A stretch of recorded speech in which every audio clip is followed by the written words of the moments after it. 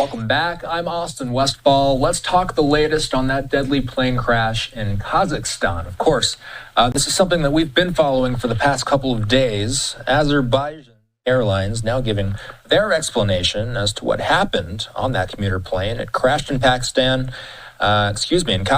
killing 38 people, injuring 29 survivors. The flight, which was meant to carry passengers from Azerbaijan's capital of Baku to Grozny, Russia, crashed due to physical and technical external interference, according to the airline. Of course, there's been a lot of discussion about whether Russia was involved in the downing of the plane. The White House has said that early indications do point to Russia. Cliff May is the president and founder of the Foundation for the Defense of Democracies. Cliff, thanks for coming on. Given what we do know now 2 days later, what questions and concerns do you have about the crash?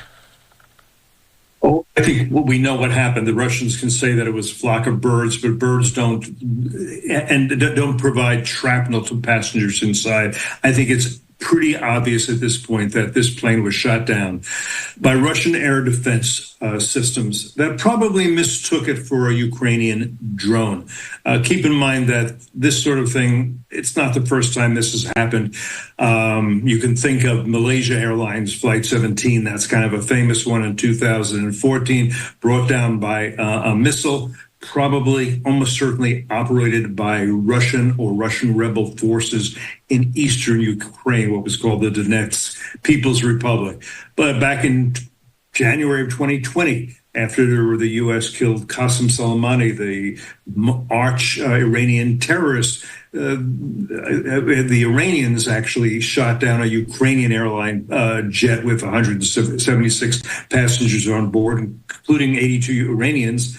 No Americans. And if you want to go way back during the Cold War, the Russians or the Soviets shot down at least one Korean Airlines flight back, I think it was in 1983. So we're finally hearing from U.S. officials about this as well. National Security Council spokesman John Kirby telling reporters on Friday that the U.S. Has seen some early indications that would certainly point to the possibility that this jet was brought down by Russian air defense systems.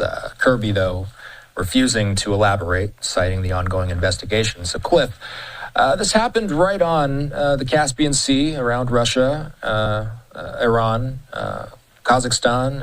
Is it well known that Russian air defense systems are in this region? And if so, why are there commuter planes up there? Well, there are Russian air defenses there. The Russians are worried about drones coming in from Ukraine.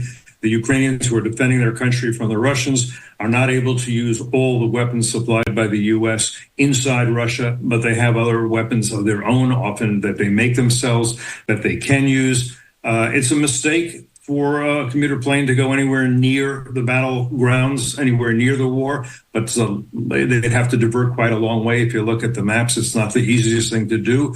This is a hard way to learn.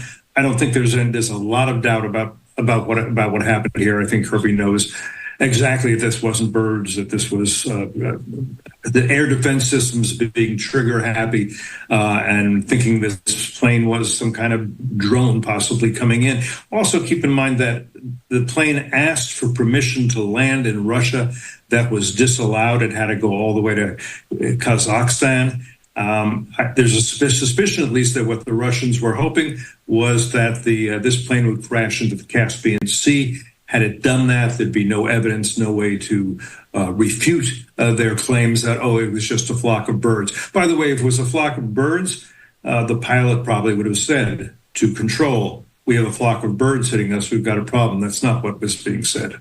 So is it likely that this plane was traveling in this airspace simply because of the fact that rerouting around Russia or Ukraine would have just been simply that long of a commute? They couldn't do that. I suspect so. I'm not air experts can tell you better, but yes, I think they thought that this was from Baku going into Russia. Why would this be a problem? Again, anywhere going into Russia can be a problem now because the Russians may think that it's a large drone fired by the Ukrainians. So I think it's not just that that this is a war zone. It's also that going into Russia now has become dangerous. And I think the Azerbaijan Airlines didn't want to stop flights going in to Grozny, which again is in Chechnya. Chechnya, you may remember, used to have an independent struggle against Russia. That was crushed, and there are now Chechen fighters killing Ukrainians as part of this war. So if we want to compare this to that Malaysian Airlines plane back in 2014, something that's different about this incident compared to that one is that there are survivors, over 24 of them in this case. Will we be able to learn anything? Have we already learned anything from those survivors? We have, not least because some of the survivors had wounds that were caused by shrapnel. And again, birds don't fire shrapnel. Air defense systems that are from Russia fire shrapnel because we think that the tail of the plane was shot up. And we also believe, again, that there's still more to know. I think John Kirby probably knows more, that there was purposeful interference with the airplane's navigation and system, that it was very hard for it to maneuver. It kept going up and down. Partly, if the tail was partially destroyed, that could be part of the reason. But also some of its electronic gear that might help avoid a crash landing, maybe an emergency landing, was interfered with through jamming systems. So through jamming systems, through not letting the plane land in the most accessible spot as quickly as possible. All these reasons, you ended up with a crash, and in a way, it's amazing that anybody did survive. So for the reasons that we're discussing here, and if history is any indicator, will Russia just not simply get involved with this investigation moving forward? We know their immediate reaction to this, but moving forward, there's going to be a lot of investigating. Do you foresee that they don't partake in that at all? They'll say they have their own investigation. They've decided what it is. If that's birds, they'll say it's birds, and that'll be the end of it. The international community will not raise an uproar. You will not see the UN Secretary General Guterres decide, I cannot meet with the Russians after what they've done. After all, the Russians have been committing war crimes on a consistent basis since February 24th, 2022, and yet the UN Secretary General went to a summit meeting organized by the Russians in Kazan, which is in Russia, but again, it's in a part of Russia that was conquered by the Russian Empire, called Tatarstan, where the Tatars live. So yes, I think the international community will essentially complain a little bit, not much, and then just ignore it, and the Russians will not cooperate. They'll say, we have our own theory, you can have yours.